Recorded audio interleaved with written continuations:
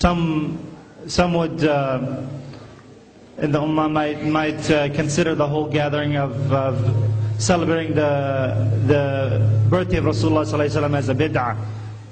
Perhaps if you can just, Shaykh, enlighten inshallah and speak about the whole issue of celebrating the birthday of Rasulullah ﷺ and maybe in general just give a definition of bid'ah. Jazakumullah khair. Assalamu alaikum wa rahmatullah. When Nabi al-A'zam sallallahu alayhi wa sallam was, the problem with these people is, or some of these understandings is that they say you cannot assign a specific day. But there's two things here, fiqhi speaking, maqsad and wasila. The maqsad of celebration or being happy, that's mandated in the Quran. And anyone who is not happy for the birth of Rasulullah sallallahu alayhi wa sallam is not Muslim. That's the maqsad. بسم الله الرحمن الرحيم قل بفضل الله وبرحمته فبذلك فليفرحوا. Before that they should be happy, they should celebrate that, show the expression of being joyous. So the maqsad of loving Rasulullah sallallahu alayhi wasallam and showing that joy and expression, that's a maqsad of Sharia, and anyone who does not believe that is not Muslim by definition. Now the discrepancies about the wasila. How do we show our love?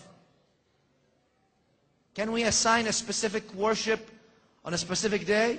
Yes. Why? Because He sallallahu alayhi wasallam himself told us how to do that, and He told us that He assigned a specific worship on the day that He was born.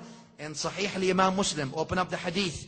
He was fasting Monday, and they asked him, Ya Rasulullah, why are you fasting on Monday? He said, ذَاكَ يَوْمٌ وُلِدْتُ فِيهِ. It's a day I was born in. So he celebrates the day that he was born in, because the birth of the Prophet ﷺ is not about a birth of a human being. It's the genesis of mercy to the worlds.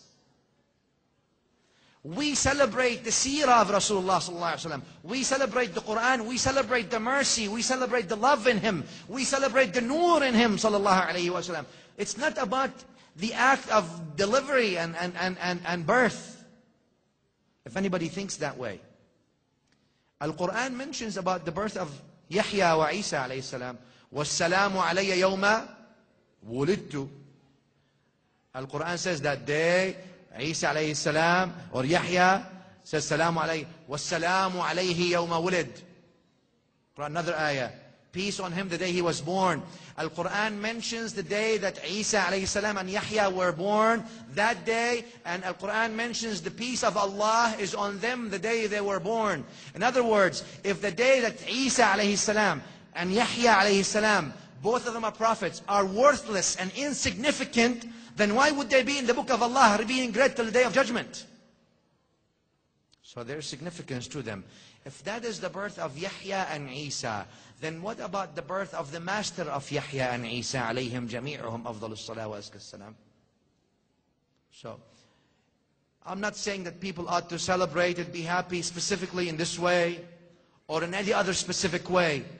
But show and express your love to Rasulullah sallallahu alaihi wasallam and the day of his birth. By doing it fast. You want to fast? Fast. Akhi, go ahead, fast. You want to do zakah on that day. You want to gather people and talk to them about the Prophet ﷺ and their seerah, that's a beautiful thing. You can do all these things, for there is no prohibition in the Sharia to say that you cannot do something like this. That's about the wasila. But the maqsad is fard. The initial point, that the expression and the joy for the birth of the Prophet ﷺ, that's a fard on everyone. That's a part of your iman. And people, if they don't have that, there's no iman.